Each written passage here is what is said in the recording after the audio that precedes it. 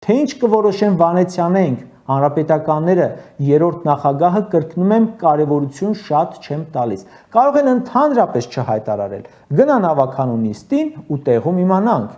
Մի քիչ բառախաղ է ստացվում, բայց Մարտուն Գրիգորյանի լռությունը շատ աղմկոտ է։ Կարծում եմ ոչ ձեռնտու ու այդ լռության տակ արդեն քանի օր է շատերը հիմնավորում են այն կասկածները, որոնք ունեին։ Այս թեմային ես անդրադառնում եմ որպես չեզոք մարդ, կողքից դիտող, որովհետև կրկնում եմ, ինձ համար մեկ է, թե հիմա ով կդառնա քաղաքապետ։ Կարևորը դա ՔՊ-ին չի բերելու կշիռ, վստահություն։ Բայց ընդդիմադիր այդ ուժի ձգձգումը ավելի է հստակեցնում քաղաքական դաշտը։ Ամենուր խոսում են այդ մասին ու չմիանալու կամ ձգձգելու պատճառները մատնանշելիս դարձյալ գնում հասնում են ով բերեց ու պահում է Նիկոլին միշտ բաց թեմային։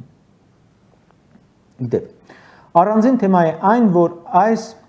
Երևանի ավականու եւ Գյումրու ընտրություններով հոտ սենց ընդդում պնդումները, թե ընդդիմությունը պետք է անպայման միավորվի Նիկոլին հաղթելու համար։ Գուցե, բայց այստեղ տեսանք, որ կարող է եւ չմիավորվել ու գուցե ավելի օգուտ ստանալ։ Ուղղակի կարևոր է, որ հաղթանակից հետո դաշտում չլինեն ջուր պղտորողներ ու հազար ձևի խաղեր տվողները։